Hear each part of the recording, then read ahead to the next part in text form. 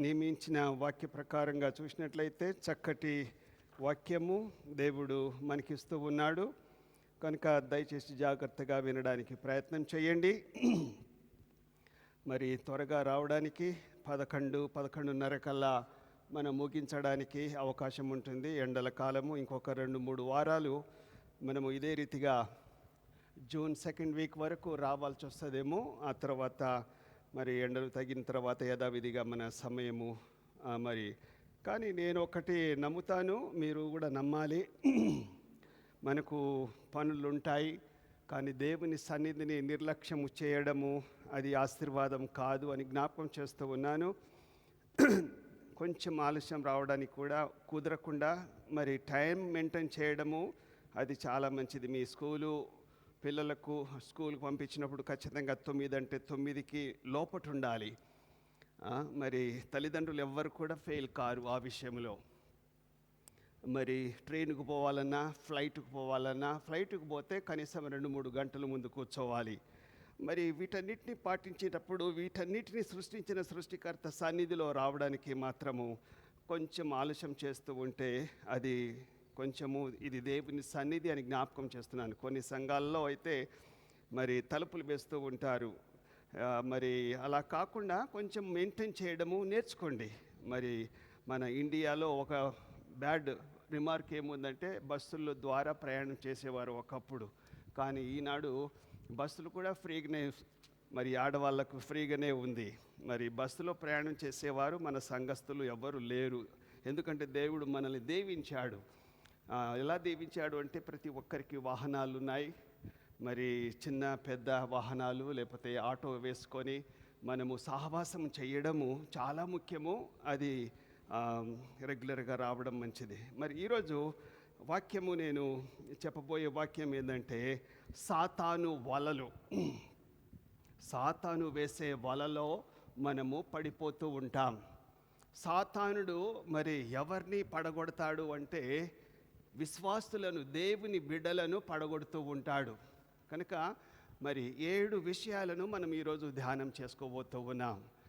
ఏదో ఒక దాంట్లో మనం పడిపోతూ ఉంటాం, ఏదో ఒక ఉచ్చులో, ఏదో ఒక మరి వలలో మనం పడిపోతామని జ్ఞాపకం చేస్తూ ఉన్నాను. ప్రార్థన చేద్దాం. దయగల ప్రభువా, నీ పరిశుద్ధ నామమునకు వందనాలు, స్తోత్రములు. నీ సన్నిధిలో వచ్చి ప్రభువా నీ మాటలు వినడానికి ఇచ్చిన అవకాశాన్ని బట్టి నీకు వందనాలు. మీరు మాతో మాట్లాడండి. నీ సన్నిధిలో ప్రభువా మేము జాగ్రత్తగా, బహుజాగ్రత్తగా కనిపెట్టుకొని మీరు మాతో హెచ్చరించిన ప్రతి మాటను ప్రభువా మేము సీరియస్గా తీసుకొని వాటిలో నుంచి జాగ్రత్తగా ఈ లోకంలో జీవించడానికి సహాయం చేయమని యేసు నామమున అడుగుచున్నాము తండ్రి, ఆమేన్. నేను వాక్యం చెప్పకముందు ఈ లోకంలో మరి సముద్రం ఉంది.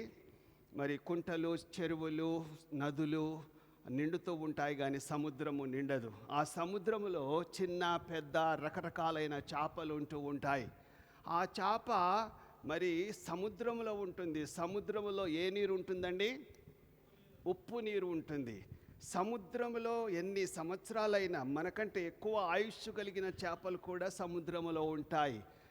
ఆ సముద్రంలో ఉండేదంతా కూడా ఉప్పు, కానీ వాటిలో మాత్రము, చేపలో మాత్రం ఉప్పు ఉండదు. ఎందుకంటే ఉప్పు రానియదు. అదే రీతిగా విశ్వాసులమైన మనము సముద్రమైన ఈ లోకంలో జీవిస్తూ ఉన్నాం.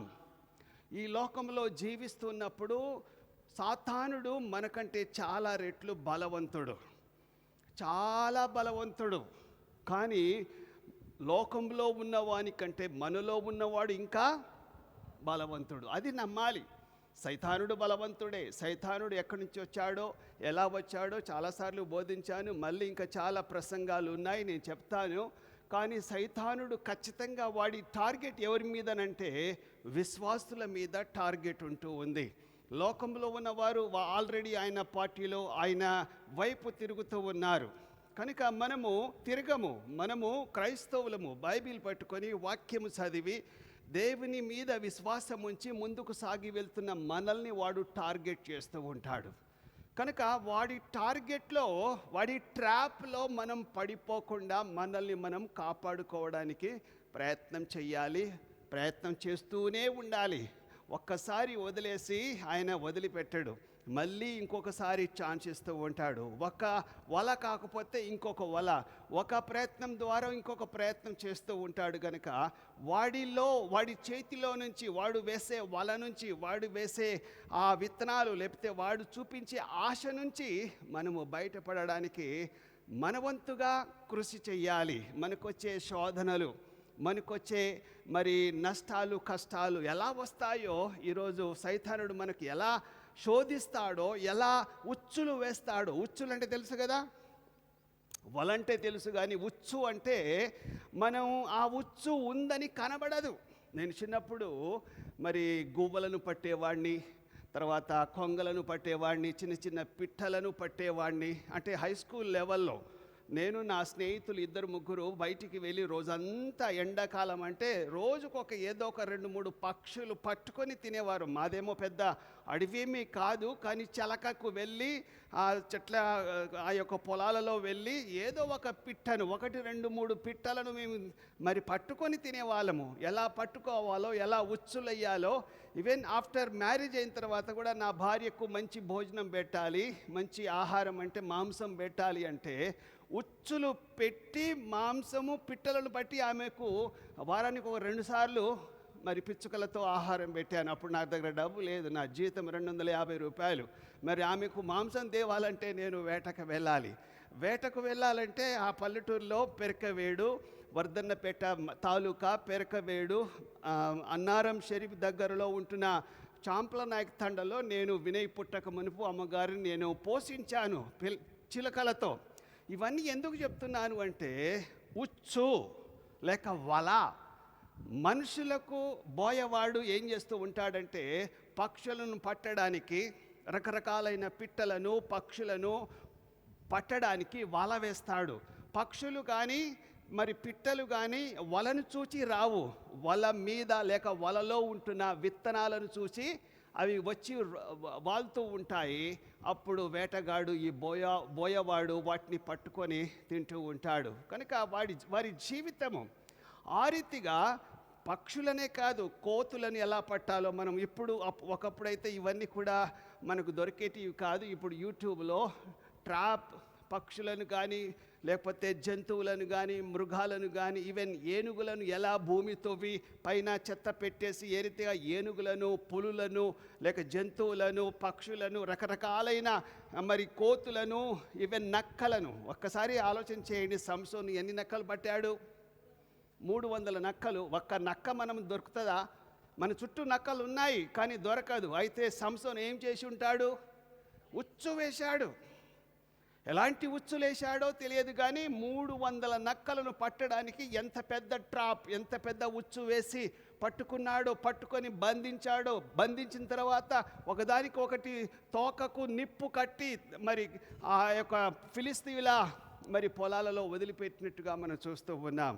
సో ఎవరైనా మోసపోతాము, పడిపోతాము.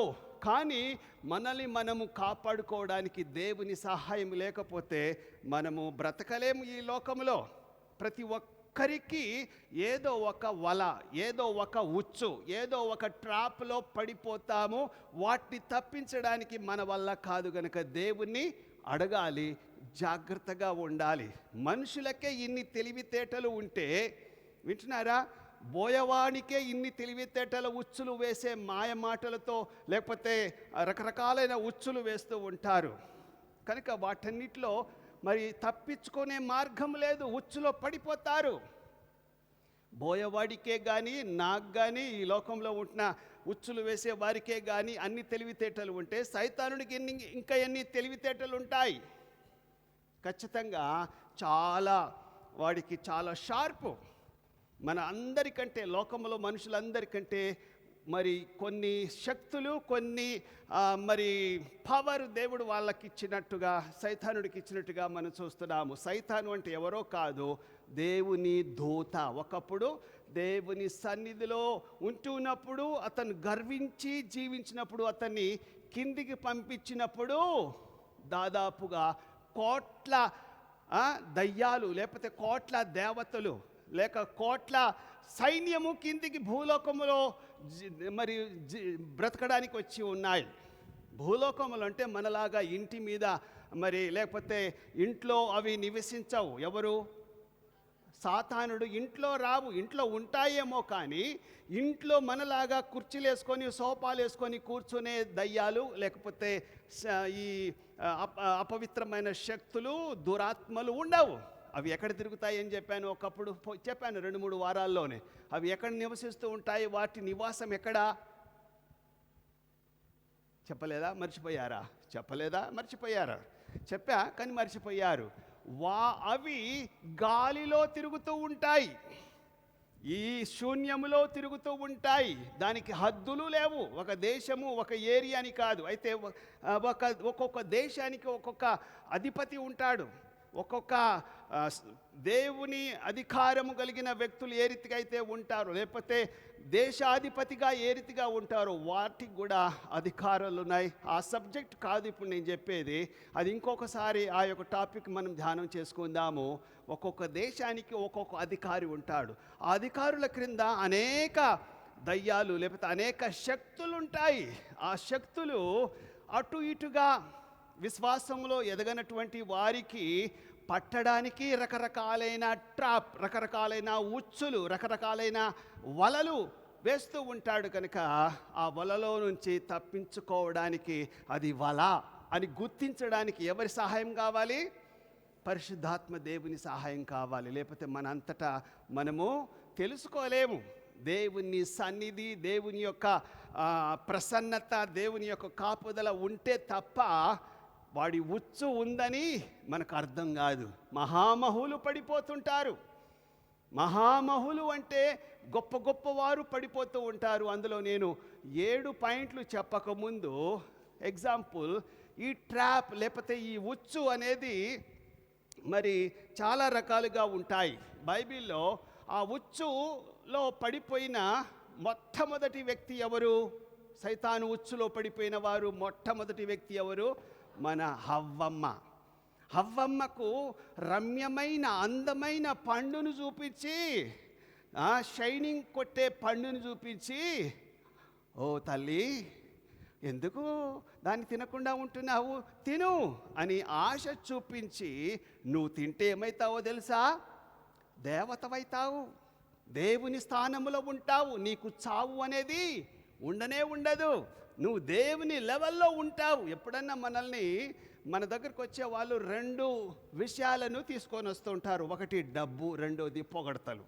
ఈ రెండిట్లో ఏదో ఒక దాంట్లో ప్రతి ఒక్కరూ పడిపోతారని శాస్త్రజ్ఞులు చెప్తున్నారు, పెద్ద పెద్ద మేధావులు చెప్తూ ఉన్నారు. డబ్బు కన్నా పడిపోతారు, ధనానికైనా పడిపోతారట. రెండోది డబ్బు వద్దు అంటే ఇంకో దానికి పడిపోతారు. అదే పొగడతలు. మనిషికి పొగడతలు ముఖ్యంగా నేను చెప్పకూడదు కానీ పొగడతలు నాకు లేవు, నాకు అవసరం లేదు, నన్ను పొగడకు అని ఎవరన్నా అంటారా? పొగుడుతూ ఉంటే ఇంకా వినాలనిపిస్తుంది. ఆ రీతిగా సైతానుడు పొగుడుతూ ఉంటే అవ్వమ్మ ఏం చేసింది? అందులో పడిపోయింది. అవునా, నేను దేవతనైతానా? నువ్వు కాదు తల్లి, అసలు సైతానుడు, నువ్వు పాముగా ఉన్నావు, ఎట్లా మాట్లాడుతున్నావు అంటే, నాకు అన్ని శక్తులు ఉన్నాయి, నేను మాట్లాడగలను, నిజమేందో నీకు చెప్పాలి, మీ దేవుడు నీకు చెప్పంది నేను చెప్తూ ఉన్నాను, ఈ పండును తిను, తింటే నువ్వు దేవతవైపోతావనగానే ఆయన ఉచ్చులో పడిపోయి, వలలో పడిపోయి తినకూడని పండును తిని తన భర్తకు కూడా ఇచ్చినప్పుడు వీళ్ళిద్దరూ శాపగ్రస్తులైనట్టుగా మనం చూస్తూ ఉన్నాము. అది ఎందుకు రాయబడి ఉంది? అది లేకపోతే మనకు అర్థమయ్యేది కాదు కదా. అది ఉంది కాబట్టి సైతానుడు మొట్టమొదటి అవ్వను మోసగించాడు, ఆదామును మోసగించాడు. ఆ రీతిగా ప్రతి వ్యక్తిని, ప్రతి భక్తుని, ప్రతి గొప్ప ప్రవక్తను అతను మోసగించాడు. కాబట్టి పడిపోయారు, మహామహులు పడిపోయారు. పెద్ద పెద్దవాళ్ళు మరి సైతాను ఉచ్చులో, ట్రాప్లో పడిపోయి మళ్ళీ దేవుని దగ్గరికి వచ్చినప్పుడు దేవుడు క్షమించాడు. కనుక ప్రియమైనటువంటి దేవుని బిడ్డలారా, మనం పడిపోతాము. ఆయన యేసే ఉచ్చులో పడిపోకుండా మనల్ని మనం కాపాడుకోవడానికే విశ్వాస యాత్రలో మనం నడుస్తూ ఉన్నాం. మరి వాళ్ళు అసలు యాక్చువల్గా ఈ ట్రాప్ లేకపోతే ఈ ఉచ్చు మరి ఇతర దేశాల వారు, వేరే వేరే దేశాల వారు వేరే వేరే మరి వేగుల వారిని పంపిస్తూ ఉంటారు. వేగుల వారిని అంటే ఆ దేశ రహస్యాలు తెలుసుకోవడానికి మరి పంపిస్తూ ఉంటారు. స్పై అంటారు వాళ్ళని పంపించి అవన్నీ తెలుసుకోవడానికి పంపిస్తూ ఉంటారు. కనుక మన దేశానికి పాకిస్తాన్కి ఎప్పుడు కూడా యుద్ధాలు జరుగుతూ ఉంటాయి. చాలా యుద్ధాలు జరిగాయి. అందులో ప్రతి యుద్ధంలో మరి ఇండియా వాళ్ళే గెలిచారు. మనం ఎంత ప్రయత్నం చేస్తున్నా కూడా మనం ఓడిపోతున్నాము. ఎట్లా వీళ్ళని ఓడించాలి, అసలు వీళ్ళ దగ్గర ఏమేమి ఉన్నాయి అని చెప్పి పాకిస్తాన్ వాళ్ళు తలక్రిందులై వారు ఒక సంస్థను అప్రోచ్ అయ్యారు. ఆ సంస్థ పేరే ఐసిస్ అనే సంస్థను మరి పరిచయం చేసుకొని, అయ్యా మేము ఇండియాతో ఓడిపోతూ ఉన్నాము, మేము ఎలా వాళ్ళని పట్టుకోవాలంటే నంబర్ 1 ఆయన ఇచ్చిన ఐడియా ఏంటంటే, మీ దేశంలో అందమైన అమ్మాయిలు ఎవరైనా ఉంటే వాళ్ళని ఇంగ్లీష్ వచ్చే వారిని సెలెక్ట్ చేసుకొని ఒక 50 నుంచి 100 మందిని సెలెక్ట్ చేసుకొని మీరు వారికి ట్రైనింగ్ ఇవ్వండి. ఏం ట్రైనింగ్ ఇవ్వాలి? నేను యూరోప్లోనో లండన్లోనో లేకపోతే యూకేలోనో లేకపోతే అమెరికాలోనో ఎక్కడో ఒక చోట పనిచేస్తూ ఉన్నాను, నేను వార్తాపత్రికల్లో పనిచేస్తూ ఉన్నాను.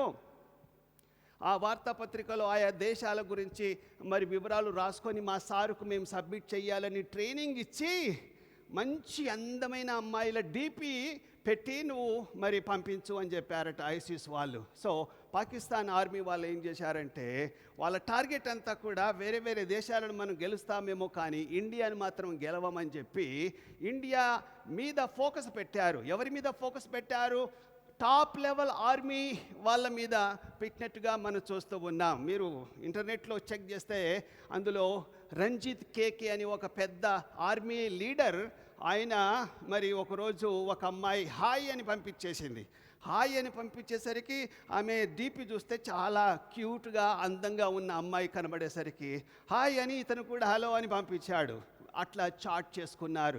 ఎవరు నువ్వు అంటే, నేను యూకేలో ఉంటాను, మరి నేను ఒక వార్తాపత్రికలో పనిచేస్తూ ఉంటాను అని ఆ దేశం గురించి చెప్పేసరికి, యూకే అంటే చాలా దూరం, వాళ్ళు మనకేమి హామీ చేయరని చెప్పి, అసలు ఇంత చక్కగా ఉంటున్న డీపీ ఫోటో నీదేనా అంటే, ఎస్ నాదే ఈ ఫోటో, ఓకే ఒకసారి స్కైప్లో మాట్లాడదామా అని వాట్సాప్లోనో స్కైప్లోనో మాట్లాడితే ఆ అమ్మాయి మాట్లాడిందట. వాట్సాప్లో ఈ మధ్యలోనే జరిగింది ఇదంతా కూడా.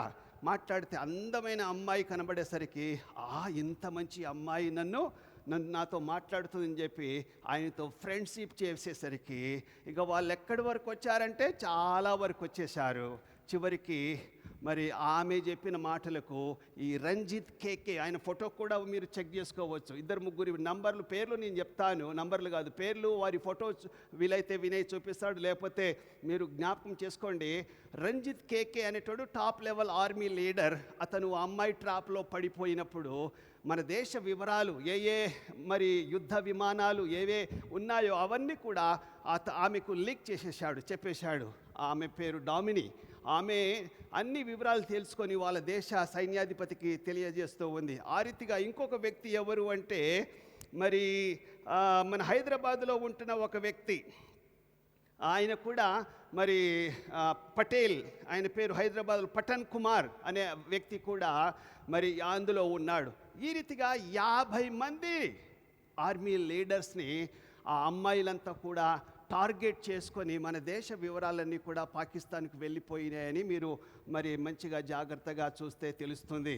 అయితే ఇంటెలిజెన్స్ డిపార్ట్మెంట్ వారు, మన ఇండియన్ సెంట్రల్ ఇంటెలిజెన్స్ డిపార్ట్మెంట్ వాళ్ళు, మన దేశ వివరాలు పాకిస్తాన్కి ఎలా వెళ్ళిపోతున్నాయి, ఎవరు చెప్తున్నారు, ఎక్కడ పోతున్నాయని వాళ్ళు రహస్యంగా ఎవరికి తెలియకుండా చెక్ చేసేసరికి రంజిత్ కేకే దొరికాడు. హైదరాబాద్ నుంచి పఠాన్ కుమార్ అనే వ్యక్తి దొరికాడు.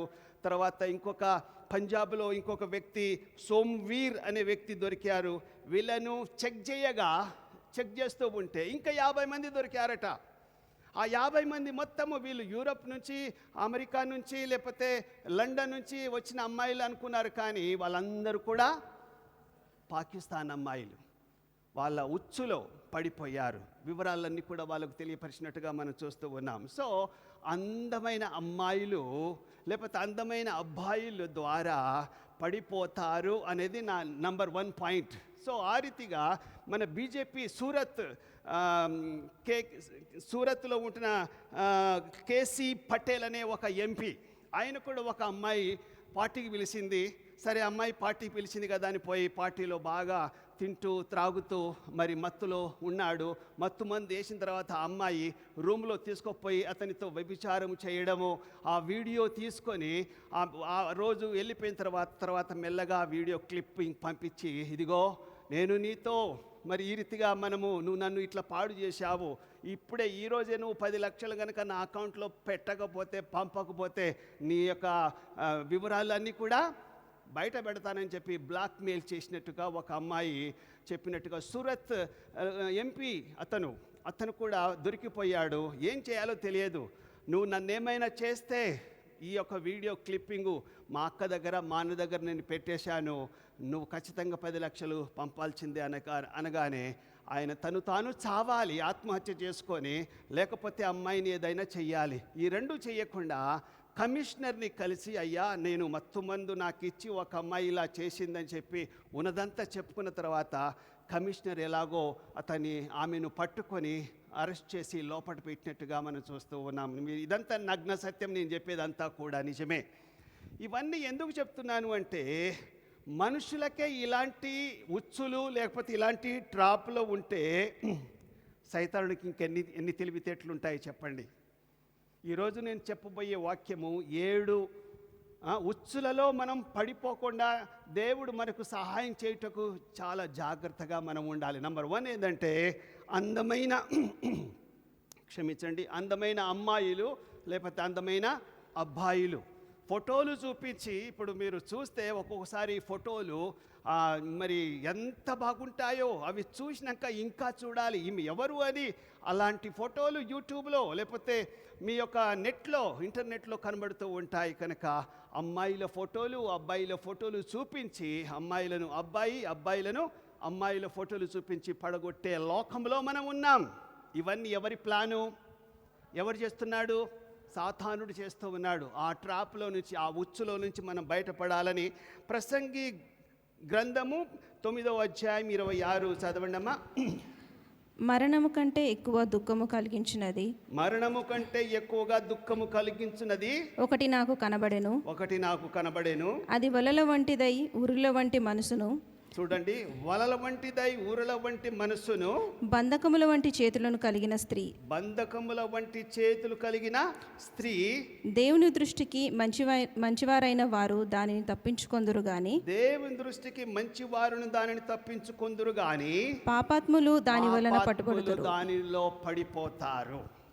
దేవుని దృష్టిలో మంచివారు భక్తులు తప్పించుకుంటారు, కానీ పాపాత్ములు అటు ఇటు భక్తి లేనటువంటి వారు ఆ ఊరుల వంటిది. మరణము కంటే, ప్రసంగి సొలొమోను అంటాడు, నా అనుభవంలో ఈ మరణం అనేది కాదయ్యా, మరణము కంటే భయంకరమైన ఈ లోకంలో మనం జీవిస్తున్నాము. అది ఎవరో కాదు, ఒక స్త్రీ.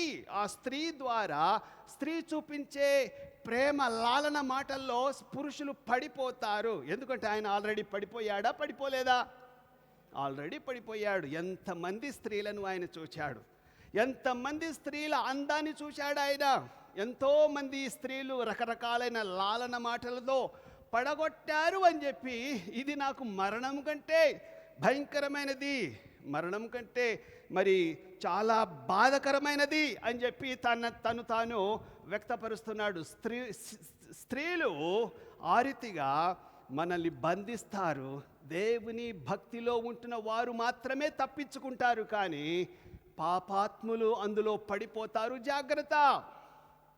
ఒకటి చెప్పండి, సంసోను పడిపోయాడా లేదా? మొదటి రాజు, ఇశ్రాయేలు దేశానికి మొదటి రాజు ఎవరు? సౌలు 40 సంవత్సరాలు ఇశ్రాయేలును పరిపాలించాడు. ఆ తర్వాత దావీదు 40 సంవత్సరాలు ఇశ్రాయేలు దేశాన్ని పరిపాలించాడు. యూదా రాజ్యాన్ని, ఇశ్రాయేలు దేశాన్ని 40 సంవత్సరాలు సౌలు, 40 సంవత్సరాలు దావీదు. ఆయన కుమారుడైన సొలొమోను కూడా 40 సంవత్సరాలు పరిపాలించాడు. అయితే సంసోను కారణ జన్ముడు. చెప్పండి, కారణ జన్ముడు. ఆయన పుట్టుకే ఒక విచిత్రమైన పుట్టుక. అభిషేకము పొందిన పుట్టుక, గొప్ప కారణ జన్ముడై పుట్టాడు. అతను పుట్టినది మొదలుకొని ఎప్పటికి కూడా మంగళ కత్తి అతని నెత్తి మీద పడకూడదమ్మో.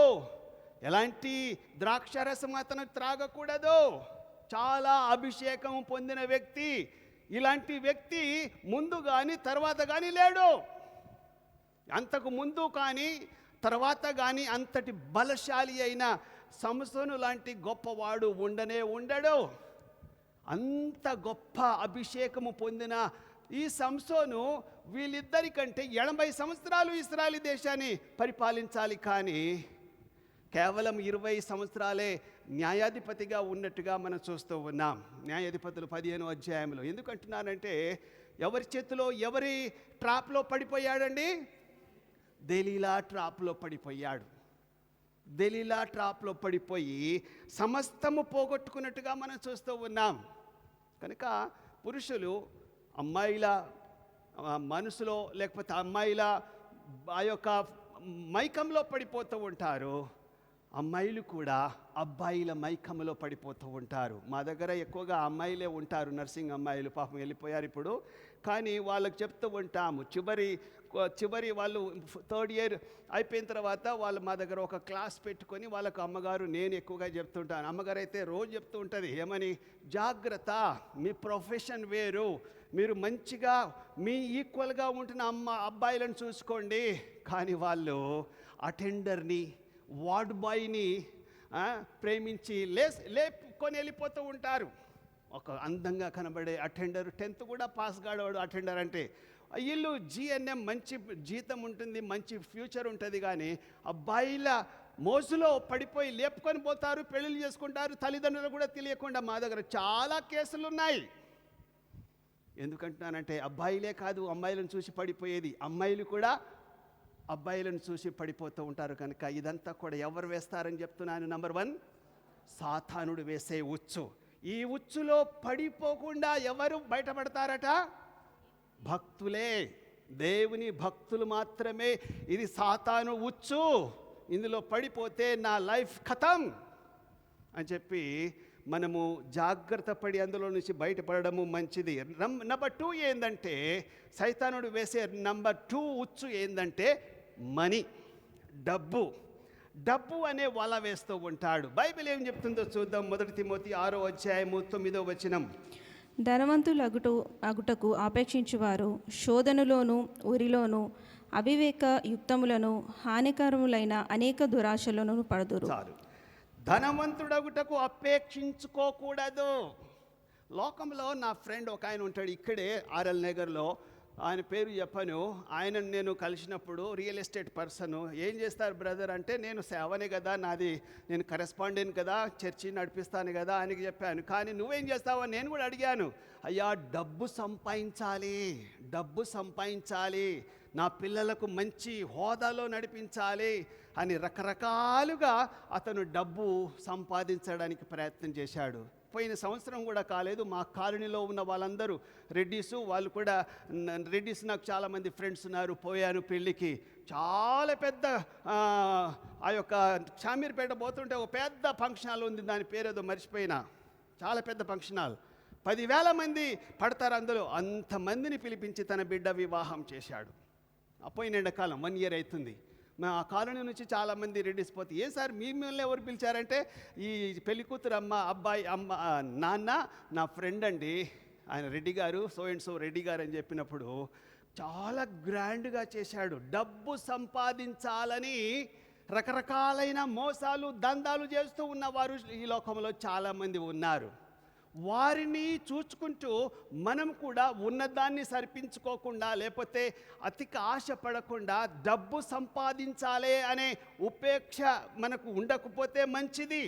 అలాంటి ఉంటే శోధనలోను, నంబర్ 2 ఉరిలోను, నంబర్ 3 హానికరమైన దురాశలో మనం పడిపోతూ ఉంటాం. అది ఎవరేస్తారు? ఈ ఉచ్చు సాతానుడు వేస్తాడు. అరే అమ్మాయి పడలేదా, నువ్వు చాలా స్ట్రిక్టా, ఇంకొకటి ఇస్తా నీకు అని చెప్పి. డబ్బు కావాలరా బాబు, డబ్బే దేవుడు, డబ్బు లేకపోతే ఈ లోకంలో ఏమీ చెయ్యలేము తెలుసా. డబ్బు కంటే మించింది ఈ లోకంలో ఏమీ లేదు అని చెప్పేది వాడే. కానీ మన దేవుడు మనల్ని ధనవంతులుగా చేస్తాడని, మీరు దేవుని ద్వారా మనం ధనవంతులు కావాలి, దేవుని ద్వారా నేను ఆశీర్వాదం పొందాలి, దేవుడు నన్ను దీవిస్తాడు ఆయన సమయంలో, ఆయన టైంలో, ఆయన సంకల్పంలో. దేవునికి ఒక పేరుంది. ఏం పేరు?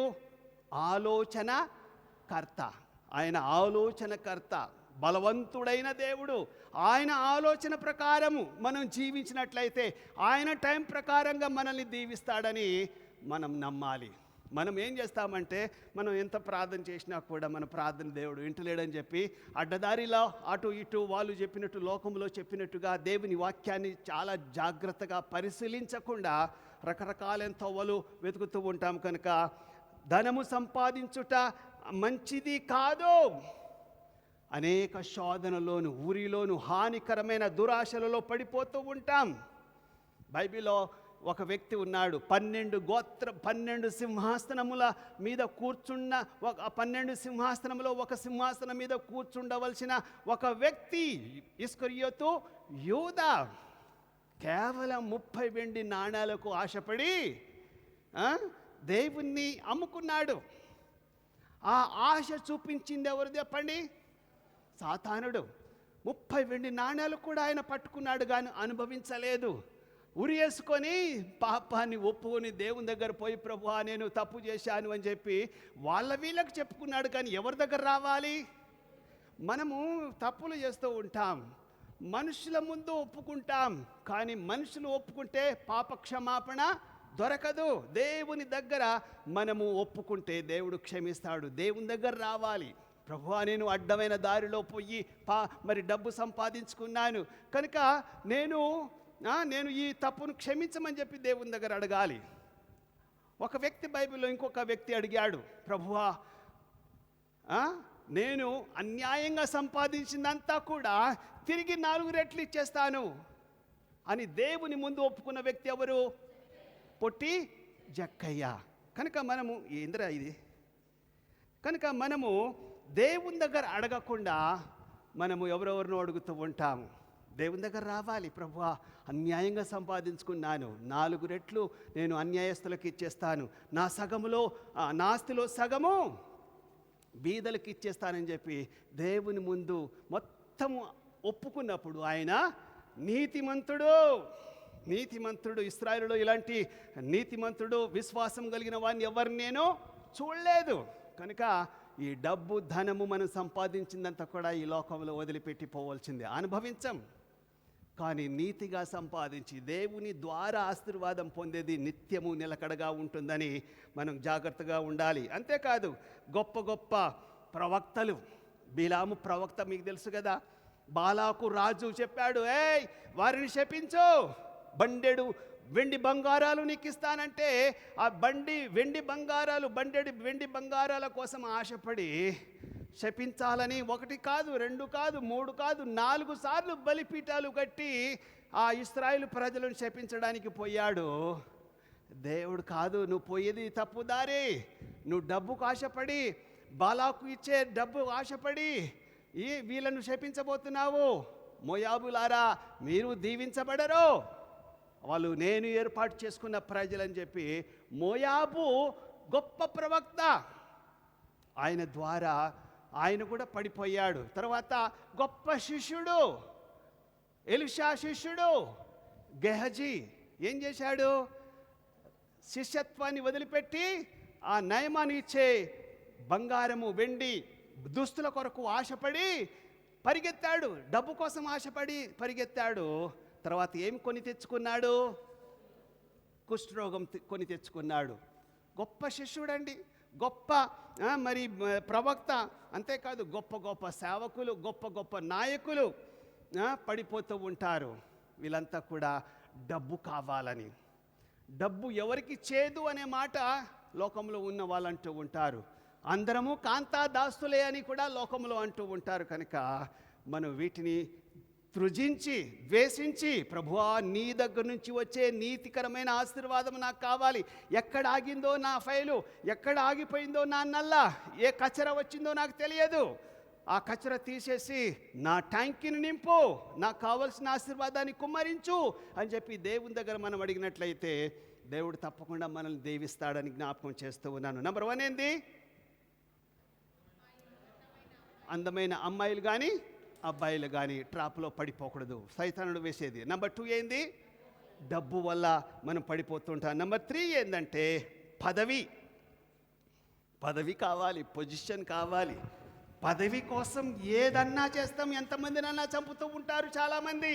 నాకు హోదా కావాలి, హోదా లేకపోతే నేను బ్రతకను, నేను అవ్వాల్సిందే ఎమ్మెల్యే, నేను అవ్వాల్సిందే రాజును, లేకపోతే ఎంపీని, లేకపోతే కౌన్సిలర్ని కావాల్సిందే, లేకపోతే మేయర్ని కావాల్సిందే అని క్రైస్తవులు లేకపోతే నాయకులు ఎగబడుతూ ఉంటారు. యూదుల రాజు, నువ్వు యూదులకు రాజుగా ఉండవలసినది, నువ్వు ఆఫ్టర్ రోడ్డు మీద చెప్పు లేకుండా మామూలుగా రోడ్డు మీద నడుస్తున్నావేంటని చెప్పి యేసు ప్రభును జేజేలు అని ఖచ్చితంగా నిన్ను రాజుగా మేము చేస్తాము, నిన్ను మా దేశానికి రోమా సామ్రాజ్యానికి ఆ కైసరు రాజు మాకొద్దు, ఆ కైసరు అనే రాజు కాదు, నువ్వు రాజుగా ఉండు, నువ్వు రాజుగా ఉండు అని చెప్పి 1,000 మంది అంతా కూడా పదురుకొని యేసు ప్రభును రాజు చెయ్యాలంటే యేసు ప్రభు అబ్బా ఎంత మంచి పొజిషన్ నాకు ఇవ్వబోతున్నారు మీరని చెప్పి మురిసిపోయాడా? యోహాను సువార్త 6వ అధ్యాయం 15వ వచనం చదవమా. రాజుగా చేయుటకు వారు వచ్చి రాజుగా చేయుటకు వారు వచ్చి తన్ను బలవంతముగా పట్టుకొని పోచున్నారని యేసు ఎరిగి, బలవంతంగా పట్టుకొని పోచున్నారని ఎరిగి మరలా కొండకు ఒంటరిగా వెళ్ళెను. మరలా కొండకు యేసు ప్రభు శిష్యులకు కూడా చెప్పకుండా ఒంటరిగా తప్పించుకున్నాడు. ఈనాడు సంఘములో పొజిషన్ కావాలి, సమాజంలో పొజిషన్ కావాలి, నేను ప్రెసిడెంట్ అవ్వాలి, నేను ఎమ్మెల్యే కావాలి, నేను అది కావాలి ఇది కావాలని చెప్పి చాలామంది ప్రాకులాడే వాళ్ళు ఉన్నారు. మా పాస్టర్లు కూడా, మా పాస్టర్లో ఒక గ్రూప్ ఉంది, ఇప్పుడు బాగా చాలా చలామణి అవుతూ ఉంది. మనం ఎందుకు ఆయన సీఎం అయిపోయాడు, మనం ఎందుకు సీఎం కాకూడదు? ఎవరు? జోసెఫ్ విజయ్ గారు సీఎం అయిపోయాడు. మన రాష్ట్రంలో తెలంగాణ కానీ ఆంధ్ర రాష్ట్రంలో ఎందుకు మనము సీఎం కాకూడదు? క్రైస్తవులంతా ఏకమై ఒక బిషప్నో, ఒక పాస్టర్నో, ఒక లీడర్ని ఏర్పాటు చేసుకొని మనం పాస్టర్లు, సేవకులు, మరి ఎమ్మెల్యే కావాలి, ఎమ్మెల్యే సీటు సంపాదించిన తర్వాత మనమంతా బలం పుంజుకొని మనము సీఎం పదవి ఎక్కాలి. సీఎం అయిన తర్వాత సరిపోతుందా? పిఎం కావాలని చూస్తారు, ఎంపీ కావాలని చూస్తూ ఉంటారు, ప్రెసిడెంట్ కావాలని చూస్తూ ఉంటారు. యేసు ప్రభుకు రోమా సామ్రాజ్యాన్ని మీద రాజుగా ఏర్పాటు చేస్తామని చెప్పి 1000 మంది పట్టుకోవాలని ప్రయత్నం చేస్తే యేసు ప్రభు ఓకే చెయ్యండి అన్నాడా? తప్పించుకొని కొండకు పారిపోయాడా? యోహాను సువార్త 6వ అధ్యాయం 15వ వచనంలో నేను రాజుగా ఈ లోకానికి ఏలడానికి నేను రాలేదు, నా రాజ్యం వేరు, దాని సంస్థానం వేరు, ఈ రాజ్యము ఈ లోకము మాయ, ఈ లోకంలో నాయకులుగా ఉండాలని మా పాస్టర్ల గుంపుల్లో కూడా చాలామంది ప్రాకులాడుతున్నారు. దేవుని సేవను వదిలిపెట్టి, దేవుని పరిచర్యను, దేవుడిచ్చిన పిలుపును వదిలిపెట్టి, సేవను వదిలిపెట్టి మరి ఎమ్మెల్యే కావడానికి, ఎంపీ కావడానికి, ఏదో ఒక పొజిషన్ కావాలని ప్రాకులాడే వాళ్ళు చాలామంది ఉన్నారు. ఈ లోకంలో దేవుని సేవకు మించింది ఇంకొక పని లేదు. మా పాస్టర్లు నమ్మాలా మాట, కానీ కొంతమంది నాయకులు నమ్మరు. ఆ రీతిగా ఆ పొజిషన్, ఆ యొక్క సీటు కోసము ఆ మేయరో, ఎమ్మెల్యేనో, ఎంపీనో, సీఎంఓ, పిఎంఓ కావాలని ప్రాకులాడే వాళ్ళు చాలామంది ఉన్నారు. అమెరికా ప్రెసిడెంట్ కంటే ప్రపంచంలో ఇంకేదైనా పెద్దదిగా ఉందా? ఏదీ లేదు. కానీ అమెరికా ప్రెసిడెంట్షిప్ నేను చేస్తాను అంటే ఇదే మాట కొటేషన్ చెప్పాడట బిల్లీ గ్రేహం గారు. అరే మేమంతా ప్రెసిడెంట్ అయ్యాము, నీకుంటున్న ఫాలోయింగ్ చాలా పెద్దగా ఉంది అమెరికాలోని ఇతర దేశాల్లో కనుక 1 కాదు 2 కాదు 4 సార్లు వచ్చి బిల్లీ గ్రేహం గారిని ఈ అమెరికాకు ప్రెసిడెంట్గా ఉండమని చెప్తే ఆయన వద్దు, యేసు ప్రభు ఈ లోకంలో రాజుగా ఉండడానికి ఇష్టపడలేదు కనుక నేను ప్రెసిడెంట్ కాదయ్యా, ఆయన సేవను వదిలిపెట్టను, ఆయన సేవలోనే ఉంటాను, నేను స్వార్థికునిగానే ఉంటాను, సువార్త ప్రకటిస్తానని చెప్పి చివరి వరకు ఆయన సేవకునిగా ఉండి పరలోకంలో దేవుని ద్వారా గొప్ప నాయకుడైతాడు, గొప్ప మరి పదవి అక్కడ దొరుకుతుందని ఆయన నమ్మాడు. కనుక ఈ లోకంలో పదవుల కోసం మనం ప్రాకులాడకూడదని జ్ఞాపకం చేస్తూ ఉన్నాను. నంబర్ 4 ఏంటంటే సులువుగా చిక్కులు పెట్టే పాపమనే వల. నాకు ఇది చాలా నా రక్తం బాయిల్ అవుతూ ఉంటుంది ఒక్కొక్కసారి ఇది వింటూ ఉంటే. సులువుగా చిక్కులు పెట్టే పాపాల్లో మనం పడిపోతూ ఉంటాం. ఏంటంటే, పాస్టర్ గారు మీరు నా కొడుకు పెళ్లి చేయాలండి, నా కూతురు పెళ్లి మీరు చేయాలండి, కొంతమంది మీరే బాప్తిసాలు ఇవ్వాలండి. బాప్తిసం అంటే మేము చర్చికి ఆదివారమే ఇస్తాను, లేకపోతే వాళ్ళ ఊరికి పోయినప్పుడు కొన్ని వేల మందికి బాప్తిసం ఇచ్చాను. కానీ పెళ్ళిళ్ళు కూడా 300కు పైగా నేను పెళ్ళిళ్ళు చేశాను. కానీ ఏ ఒక్క పెళ్ళి కూడా నా డేట్లో కానీ నేను అనుకున్న టైంలో కానీ పెళ్ళి జరగదు. వాళ్ళు చెప్పిన టైము, వాళ్ళు చెప్పిన డేటు, వాళ్ళు ముహూర్తాలు చూపించుకొని, నక్షత్రం చూపించుకొని, తిథులు విధులు, తాయెత్తులు, నక్షత్రాలు, ముగ్గులు రకరకాలైన వేయించుకొని చూపించుకున్న తర్వాత వాళ్ళు ఫిక్స్ చేసిన టైంలో మేము పెళ్ళిళ్ళు చేయాలి. అందుకోసమే ఇక్కడ వాక్యం ఉంది. హెబ్రీ పత్రిక 12వ అధ్యాయము 2వ వచనం చదవమా. మనము కూడా ప్రతి భారమును సులువుగా చిక్కులబెట్టు పాపమును విడిచిపెట్టి విశ్వాసము కర్తయు దానిని కొనసాగించువాడైన యేసువైపు చూచుచు, దాని కొనసాగించువాడు యేసువైపు చూస్తూ నడవాలి. యేసు వైపు చూడాలి, కానీ లోకం వైపు చూస్తూ ఉంటాం. మీరే చెప్పండి. ఇప్పుడు మంచి విశ్వాసులు అయితే సరే, ఏదో ఒక రోజు ఒక పాస్టర్ గారికి వీలున్న రోజు టైం తీసుకొని ముందు పాస్టర్ గారి దగ్గరికి వెళ్ళి ప్రార్థన చేద్దాం, పాస్టర్ గారు ఈ మే మాసంలో పెళ్లి చేయాలనుకుంటున్నాము, మీరు టైం ఇస్తే మేము పెళ్లి చేస్తామని చెప్పి ఏ ఒక్క విశ్వాసి కూడా పాస్టర్ని అడగడు. మా అమ్మాయి పెళ్ళి మీరే చేయండి, మా అబ్బాయి పెళ్ళిని మీరే చేయండి, కానీ మీకు అనుకూలమైన టైం ఏది ఉందో చెప్పండి అని చెప్పి పాస్టర్ దగ్గరకు వచ్చి టైం తీసుకొని డేట్ తీసుకొని మరి అపాయింట్మెంట్ తీసుకున్న విశ్వాసులు చరిత్రలో లేరు. మొత్తం దేశమంతట్లో, వేరే దేశాల్లో అట్లా ఉండదు, కానీ మన దేశంలో వాళ్ళు నిర్ణయించుకుంటారు. ఇది సులువుగా చిక్కులు పెట్టే పాపము. ఎవరు పెడతాడు? ఆడు పెడతాడు. ఏంది పాస్టర్ చెప్పేది? మంచి రోజు, మంచి నక్షత్రము, మంచి వాస్తు, మంచి దినాలు, మంచి తాయెత్తు, ఇది కట్టుకో, మీరు సూపర్ ఉంటుంది, ఇది మీ మెడకో చేతికో కట్టుకో, కాళ్ళకో కట్టుకో. కొంతమంది బొట్లు పెట్టుకుంటారు. బొట్లు పెట్టుకుంటే అర్థమైంది, వాళ్ళను వదిలిపెట్టలేక, వాళ్ళలో కలిసిపోవడానికి నేను ప్రత్యేకంగా ఉంటాను అని లేదు, వాళ్ళ కోసం పెట్టుకున్నానండి, మా కుటుంబంలో ఎవరు ఒప్పుకోరు. మరి నువ్వు యేసు వైపు చూస్తున్నావా, మీ వాళ్ళ వైపు చూస్తున్నావా? తాయెత్తు కట్టుకుంటారు, ముగ్గులు వేస్తూ ఉంటారు. ఆచారం అండి, మన హిందువులం కాబట్టి హిందులో కలిసిపోవాలి కదా. ఇంటి ముందు బొట్లు పెడుతుంటారు, తోరణాలు కడుతూ ఉంటారు పెళ్ళిళ్ళకు. ఇవన్నీ కూడా చెప్పండి సులువుగా చిక్కులు పెట్టే పాపము. ఇది పాపం కాదండి అని ఎక్కడుంది? ఇదే పాపం. సులువుగా చిన్న విషయాల్లో మనము నమ్మకంగా దేవుని వైపు చూడకపోతే, మన బంధువుల వైపు చూస్తే, హిందూ లోకము వైపు మనం చూస్తే, ఈ ట్రాప్ ఎవరేస్తారో? సైతానుడు వేస్తాడు. అందులో పడిపోకుండా నువ్వు బయటకు వస్తున్నావా? కలవాలి కదండి, వాళ్ళతో కలిసిపోవాలి కదా, మాట్లాడాలి కదా. 2వ దిన వృత్తాంత గ్రంథము రంగురాళ్ళు వేస్తూ ఉంటారు, దినాలు, ఈ ఆచారము, ఇది అది చేస్తూ ఉంటారు, తాయెత్తులు కట్టుకుంటారు, మరి తోరణాలు కడుతూ ఉంటారు. ఇవన్నీ కూడా వాళ్ళ ఆచారం మనం చెయ్యాలి కదా, వాళ్ళు అది పెట్టారు కదా, మనం దాని నుంచి తప్పించుకోవడానికి వీల్లేదు కదా. నేను చాలామంది చెప్తూ ఉంటాను, కానీ నా మాట వినరు. వినకపోతే మీ ఇష్టం. కానీ ఇది సులువుగా చిక్కులు పెట్టే పాపం. దీనికంటే మించిన మీనింగ్ ఏమైనా ఉంటే చెప్పండి. బైబిల్లో ఒక రాజు, యూదా రాజు మనస్సే అనే ఒక రాజు, వాళ్ళ నాన్న హిజ్కియా సూపర్ మంచి రాజు కొడుకు. ఆయన బుద్ధులు వస్తాయంటే ఆయన బుద్ధులు రాలే. తన కుమారుడను అగ్ని దాటించడము, రకరకాలైన మరి విగ్రహాలను పెట్టుకోవడము, వాళ్ళ నాయన పడగొట్టించిన ఆ యొక్క దేవతలన్నీ గుళ్ళన్నీ కూడా కట్టించడము చేస్తూ ఉంటే అతడికి దేవుడు బుద్ధి చెప్పాడు. బబులోను రాజు వచ్చి వాని ముక్కు పట్టుకొని గుంజుకొని పోయి చంపేశాడు. చంపలేదు, జీవితకాలం అంతా కూడా ఖైదీలో ఉన్నాడు. 2వ దినవృత్తాంత గ్రంథము 33 2వ వచనము. 33 2వ వచనము.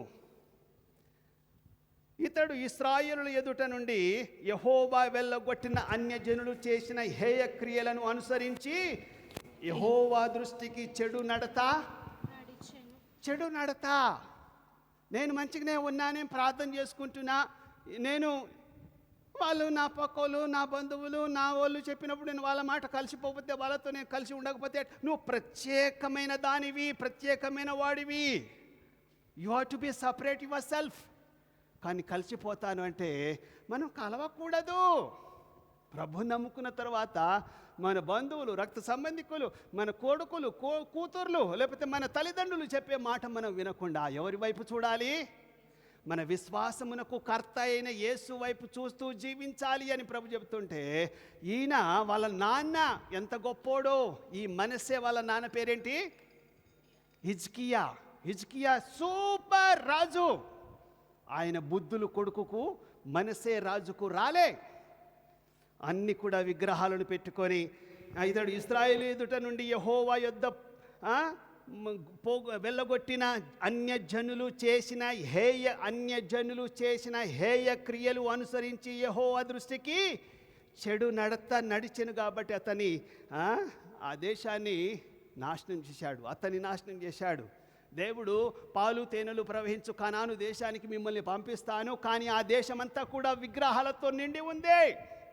ఆ విగ్రహాలతో నిండి ఉంటున్న ఆ దేశాన్ని మీరు స్వీకరించండి, కానీ అందులో ఉన్న విగ్రహాలను కానీ వారి ఆచారాలను కానీ వారు చేస్తున్న పనులు మీరు చెయ్యకూడదని చెప్పి నిర్గమకాండము 34:12-13. నీవు ఎక్కడికి వెళ్ళుచున్నావో ఆ దేశపు నివాసులతో నిబంధన చేసుకొనకుండా. చూడండి, ఆ దేశపు నివాసులతో ఏం చేసుకోవద్దు? నిబంధన చేసుకోకుండా జాగ్రత్త పడము. ఒకవేళ అది నీకు ఉరి కావచ్చు. ఏం కాదండి, మా వాళ్ళండి, ఆ దేశపుస్తులండి, వాళ్ళు చెప్పిన మాట నేను వినాలి కదా, లేకపోతే మాకు ఇంట్లో పెద్ద గొడవ వస్తుందని చెప్పి మీరు సులువుగా చిక్కులు పెట్టే పాపములో మీరు పడిపోతే దేవుడు మిమ్మల్ని ఆశీర్వదించాడు. నువ్వు దేవునికి సాక్షిగా ఉండు. ఇదొక 4వ ఉచ్చు. ఇది 4వ ఉచ్చు. ఈ 4వ ఉచ్చులో మనం పడిపోకూడదు. ఐదవది ఏంటంటే అపహాసకులు కూర్చునే స్థలం అనే ఉచ్చు లేక వల. అందరు కూర్చున్నారు, నేను కూడా కూర్చుంటా. అందరు వింటూ ఉన్నారు, నేను కూడా వింటా. అందరు చూస్తూ ఉన్నారు, నేను కూడా చూస్తా. అందుకోసమే కీర్తన 1:1లో ఏముంది? దుష్టుల ఆలోచన చొప్పున నడవక, పాపుల మార్గము నిలవక, అపహాసకులు కూర్చునే చోట ఇది కాదు. డబల్ మీనింగ్తో జోకులు చేస్తున్న వారు చాలామంది ఉన్నారు. ఇప్పుడు ఎవరైనా మన చర్చిలో కానీ చర్చి పక్కన కానీ ఎవరైనా నవ్వుతూ ఉన్నారంటే నవ్వడానికి కారణం ఏదో ఒక డబల్ మీనింగ్ ఉండాలి, ఏదో ఒక జోక్ ఉండాలి. ఆ జోకు కొంచెం వినడానికి వినసొంపుగా ఉండకపోయినా నవ్వడానికి చాలా బాగుంటుంది. ఎవరు నవ్వుతూ ఉన్నారో వింటున్నారా? ఎవరైనా జోక్ వేసేటప్పుడు ఆ జోకు డబల్ మీనింగ్తో ఉన్నప్పుడు మీరు నవ్వుతున్నారంటే ఆ పాపములో మీకు పాలిభాగము ఉంది. మీరు నవ్వకుండా, అక్కడ నిలబడకుండా, అక్కడ ఉండకుండా ఏం చేయాలి? లేచిపోవాల్సిందే. అరే, ఈ స్థలము నాది కాదు, ఇది అపహాసకులు కూర్చునే స్థలము. అపహాసకులు అంటే నవ్వేవారు. ఇప్పుడు బ్రహ్మానందం లేకపోతే, సునీల్ లేకపోతే, ఇంకోటి కొత్తోడు వచ్చిండు, ఆయన పేరేందో, వీళ్ళు లేకపోతే మూవీ నడవదట. వాళ్ళు చెప్పే మాటలు ఏముంది అంటే అన్నీ డబల్ మీనింగ్లు. అంత మనుషులను నవ్వించకపోతే మనుషులు ఆకర్షణ ఉండదు అని చెప్పి వాళ్ళని పెట్టుకుంటారు దర్శకులు. మన చర్చిలో కానీ విశ్వాసుల గుంపులో కానీ నవ్వే గుంపు కొంతమంది చర్చిలో వస్తూ ఉంటారు, కొంతమంది రెగ్యులర్గా పాస్టర్ని పిలిపిస్తూ ఉంటారు. ఎందుకో చెప్పండి? ఆ చర్చిలో ఒకటే నవ్వుడు, వాక్యము కొంచెము, జోకులు పిట్టకథలు ఎక్కువగా. కనుక అపహాసకులు చేసే స్థలములో మనం ఉండకుండా ఎక్కడ ఉండాలి? 1 కొరింథీయులకు రాసిన పత్రిక 1:15-33. 1 కొరింథీయులకు రాసిన పత్రిక 15:33. మోసపోకుడి దుష్ట సాంగత్యము అందరు చెప్పాలి. దుష్ట సాంగత్యము మంచి నడవడిని చెరుపును. మంచి నడవడిని చెరుపును. దుష్ట సాంగత్యము. మనం ఎవరితో సహవాసం చేస్తూ ఉన్నాం? మనం ఎక్కడికి వెళ్తున్నాం? మన స్నేహితుల పేర్లు, వాళ్ళ అలవాట్లు ఏంటి? వాళ్ళు సిగరెట్ తాగుతున్నారా? వాళ్ళు మందు కొడుతున్నారా? వాళ్ళ అమ్మాయిల గురించి అబ్బాయిల గురించి మాట్లాడుకుంటున్నారా? వాళ్ళు ఏదో ఒక మోసపు మాటలతో ప్లాన్ వేస్తున్నారా? ఆ స్థలము నీది కాదు. వాళ్ళతో స్నేహము చెయ్యకూడదు. చెయ్యి, ఏం కాదు, నువ్వు చేస్తలేవు కదా, నువ్వు వింటున్నావురా పైగా అంతే. అలా నువ్వు చూస్తున్నావు, నువ్వు చెయ్యవు. నువ్వు చూడటానికి కూడా పాపమా? ఎక్కడుంది పాపం? ఇదిగో ఇక్కడుంది. అపహాసకులు చేసే పనులు కానీ దుష్ట సాంగత్యం చేసే వారి దగ్గర మీరు ఉండకూడదు. ఇదొక మరి దేవుడు చెప్పే లేక సైతానుడు వేసే ఉచ్చు. ఇంకొక వచనం చూద్దాము. సామెతల గ్రంథము 22, 24, 25 చూసినట్లయితే, కోపచిత్తునితో సహవాసము చేయకుము. ఎవరితో సహవాసం చేయొద్దు? కోపచిత్తునితో సహవాసం చెయ్యకుము. క్రోధము గల వానితో పరిచయము కలిగి ఉండకు. క్రోధము గల వారితో నువ్వు పరిచయము కలిగి ఉండకు. పోయి చేతిలో చెయ్యి వేస్తూ ఉంటారు చాలా మంది. అరే ఆయన ఎవరు? మర్డర్ చేసే వ్యక్తి. ఆయన ఎవరు? దోచుకునే వ్యక్తి, రౌడీ షీటర్. ఆయనతో నాకు పరిచయం ఉందంటారు. నాకు తెలిసిన వాళ్ళు మన క్యాంపస్లో ఒకరిద్దరు ఉన్నారు. రౌడీ షీటర్తో కూడా పరిచయమైన వాళ్ళు ఉంటారు. నాకు డైరెక్ట్గా ఆయన దగ్గర పోతే అన్న పని ఇట్లా అయిపోతుంది. రౌడీ షీటర్ తోటి నీకు పనేంద్రా భయ్? కోపగ్రస్తంతో కత్తులు పట్టుకునే వారిని, గన్లు పట్టుకునే వారితో నీకు వాళ్ళకేం ఫ్రెండ్షిప్? అలాంటితో బైబిల్ ఉండమన్నదా? లేచిపోమన్నది. వాళ్ళతో మనం కలవకూడదు. వారి మాట మన నోటిలో రాకూడదు. వారు ఉండే స్థలంలో మనం ఒక క్షణము కూడా నిలబడకూడదు. ఇది నా స్థలము కాదు, ఇది వాడి స్థలము, వాడు వేసిన ఉచ్చు, ఈ ఉచ్చులో పడిపోకుండా నన్ను తప్పించు ప్రభువా అని మనం ప్రార్థన చేసే దేవుడు తప్పకుండా సహాయం చేస్తాడు. ఆరోది పాపం చేస్తే క్షమాపణ లేనే లేదు. పాపం చేస్తే క్షమాపణ లేదు. నీకు క్షమాపణ ఉందా? నువ్వు ఒక మనిషివేనా? నువ్వు ప్రభు నమ్ముకున్నావా? నిన్నంతా పాపం చేసి, నిన్నంతా బూతులు మాట్లాడి, నిన్నంతా కూడా మోసం చేసి, అనేకులు నీవు మోసం చేసి, రకరకాలైన చిట్టీలు వేసి, అబద్ధాలు ఆడి, ఇప్పుడేమో చర్చికి పోతావా, గుడికి అని మన ఇంట్లో ఉన్నవారు కానీ, మన పక్కన ఉంటున్న స్నేహితులు కానీ అప్పుడప్పుడు మనల్ని అంటుంటారు. నీకెక్కడైనా క్షమాపణ ఉందా? నీకు క్షమాపణ లేదురా బాబు. నీకు నరకమే. ఏ ముఖం పెట్టుకొని గుడికి వెళ్తావు? ఏ ముఖంతో నువ్వు బైబిల్ చదువుతావు? ఏ ముఖంతో నువ్వు బలలో పాలు పొందుతావు? నీకు క్షమాపణ ఉందా? నువ్వు మనిషివేనా? ఎవరంటారు ఇదంతా? చెప్పండి, ఎవరంటారు ఇదంతా? సైతానుడు. ఎవరంటారు? ఫిలిప్పు సైతానుడు అంటాడు. 4 రోజుల నుంచి కనబడలేదు, నువ్వు ఇష్టమున్నట్టు తిరిగినావు ఫిలిప్పు. నీ భార్యను కూడా వదిలిపెట్టి ఎక్కడెక్కడో తిరిగిన వారమంతా. ఇప్పుడు వస్తే గుడికి నీ ప్రార్థన దేవుడు వింటాడా అని ఒక పాస్టరో ఒక జనార్దనో నీ అన్నాడు అనుకో, అది ఎవరి ద్వారా నుంచి వచ్చింది అనుకోవాలి నువ్వు ఇప్పుడు. ఇది సాతానుడు. క్షమించరాని పాపం అంటూ దేవుని దగ్గర లేదు. ప్రతి పాపమును దేవుడు క్షమిస్తాడు. మన బంధువులు, భార్య, భర్త, పిల్లలు, లేకపోతే స్నేహితులు, మనతో ఉంటున్న వారు మనల్ని ఇలా చివరికి ఇదొక ట్రాప్, ఇదొక ఉచ్చు, ఇదొక వల. నీకు క్షమాపణే లేదు. ఇంత పాపం చేశావు, ఇంత అబద్ధాలు ఆడావు, నీ జీవితం నీ జీవితం చెడిపోయింది, నీ జీవితం నాశనం అయిపోయింది. ఏ ముఖం పెట్టుకొని నువ్వు మనుషులకు చూపిస్తూ ఉంటావు అని చెప్పి మనల్ని అటు ఇటు నుంచి పొడుస్తూ ఉంటారు. అప్పుడు మనం కృంగిపోకుండా, అవును నేను చేసిన పాపాన్ని బట్టి నేను దేవుని గుడికి వెళ్ళడానికి వీల్లేదు, నేను త్రాగుబోతును, నేను వ్యభిచారిని, నేను దొంగను, నేను మోసగాన్ని అని చెప్పి మనల్ని మనము దేవుని సన్నిధి రాకుండా దూరంగా పారిపోతాం. ఇదొక ట్రాప్, ఇదొక వల. ఎవరేస్తారని చెప్పి మీరు జ్ఞాపకం చేసుకోవాలి. సాతానుడు వేస్తాడు. కనుక ఇది దేవుని నుంచి వచ్చేది కాదు. ఎంత ఘోర పాపినైనా దేవుడు త్రోసివెయ్యడు. ఆయన దగ్గర వచ్చి వారిని ఎంత మాత్రమును త్రోసివెయ్యడు. నువ్వు వచ్చావనుకో, దేవుణ్ణి అడుగు.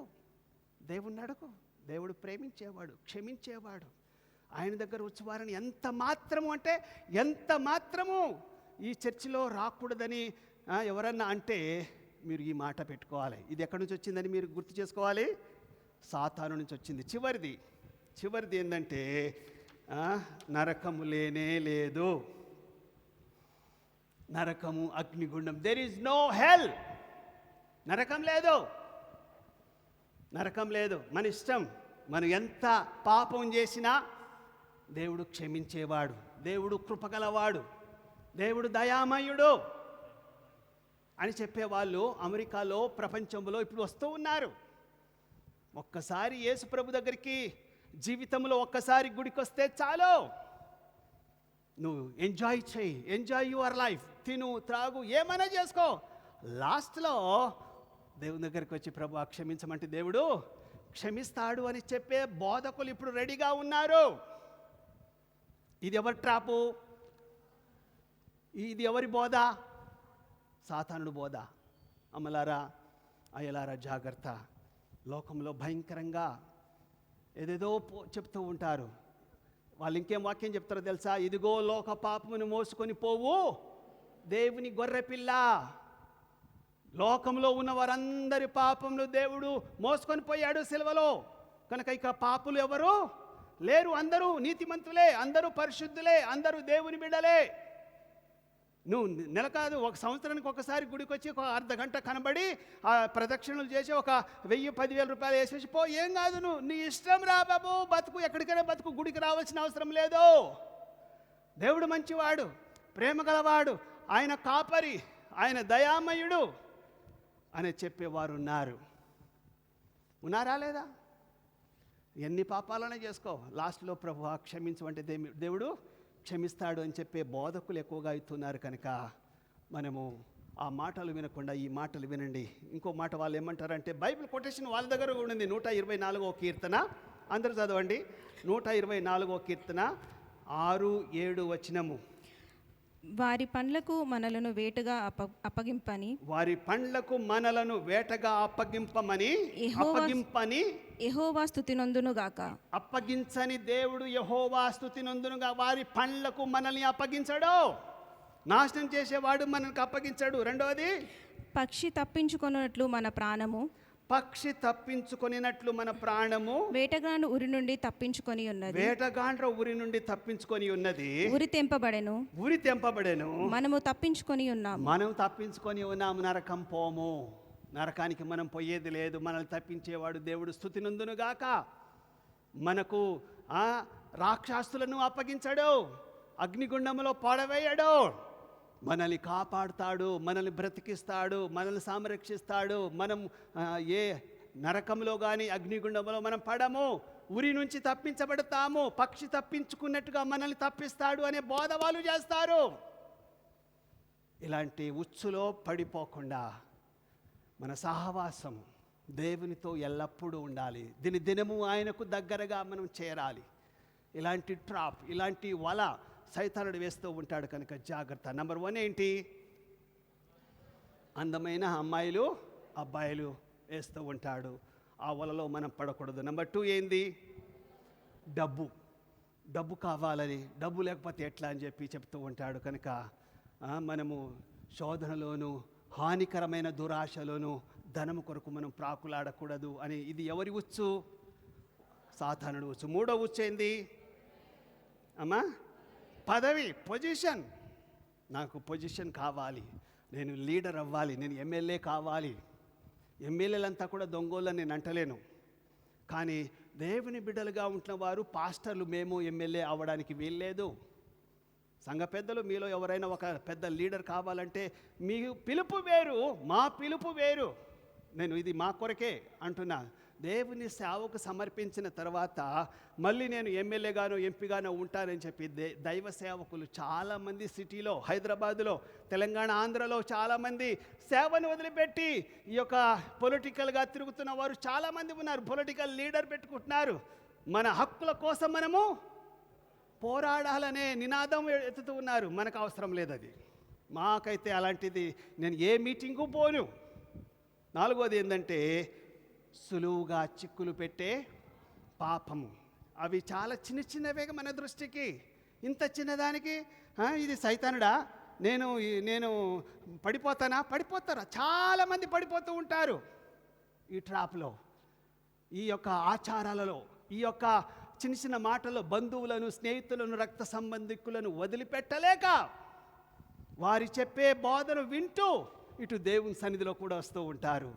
అటు వాళ్ళ మాట వింటూ ఉంటారు, ఇటు బైబిల్లో దేవుని బలలో కూడా పాలు పొందేవారు ఉంటారు. కనుక ఇదంతా కూడా సులువుగా చిక్కులు పెట్టే పాపము, సైతానుడు పెట్టేది. ఐదోది అపహాసకులు కూర్చునే చోట మనము కూర్చోవచ్చు. అన్ని సింపులే, కానీ వెరీ వెరీ ఇంపార్టెంట్ ఈ క్రైస్తవ జీవితంలో. Very very important. అపహాసకులు ఎవరైనా నవ్వుతూ ఉన్నారనుకోండి, ఎవరైనా మర్డర్ చేసిన వాళ్ళు ఉన్నారనుకోండి, ఎవరైనా కఠోరంగా మాట్లాడే బూతులు మాట్లాడే వాళ్ళు ఉన్నారనుకోండి, వాళ్ళతో నువ్వు చేతులు కలపొద్దు, వాళ్ళ దగ్గర నువ్వు నిలబడవద్దు, వెళ్ళిపో. ఈ స్థలం నాది కాదు, ఇక్కడ నేను ఉండకూడదు. మా బంధువులే, మా సొంత బావ, మా సొంత మామ, మా సొంత అక్క, వీళ్ళతో నేను ఉండకుండా ఎక్కడికి పోను అని చెప్పి అంటారు. వీళ్ళెవరు? అపహాసకులు. నవ్వే చోట నన్ను పిలుస్తూ ఉంటారు మా బంధువులు. తాగుతూ అల్లరి చేస్తూనే వాళ్ళు ఉంటారు మా బంధువులంతా. నేను పోను, ఎప్పటికీ పోకూడదు. ఆరోది క్షమాపణ లేనే లేదు. నువ్వు ఘోర పాపివి, ఇక నీకు క్షమాపణే లేదు. నువ్వు తాగుబోతువి, నువ్వు దొంగవి, నువ్వు వ్యభిచారుడివి, నువ్వు అబద్ధికుడివి, నువ్వు అలా చేశావు, ఇలా చేశావు. నువ్వు ఏ ముఖం పెట్టుకొని దేవుని సన్నిధికి వెళ్తావు? ఏం ప్రార్థన చేస్తున్నావు? నీ ప్రార్థన దేవుడు వినడు, నీ ప్రార్థన దేవుడు వినడు అని చెప్పి వీళ్ళే తీర్మానం ఇచ్చేది. అప్పుడు నువ్వు ఏమనుకోవాలి? ఇది ఎవరి స్వరము? మనోలే చెప్తారు, వేరేటోళ్ళు కాదు. అప్పుడు ఇదొక ట్రాప్, మనల్ని దేవునికి దూరం చేసే ఉచ్చు. మన సొంతోళ్ళకే పంపిస్తుంటాడు వాడు. నేను చెప్తే వినడు, కానీ నువ్వు పోమ్మా, నువ్వు పోయ్యా, నువ్వు చెప్పు. అప్పుడు కానీ వాడు ఒక 4 వారాలు గుడికి బంద్ చేశాడు అనుకో, ఎవరి రూట్లో వస్తాడు? నా రూట్లో వస్తాడు, నేను చెప్పేది వింటాడు.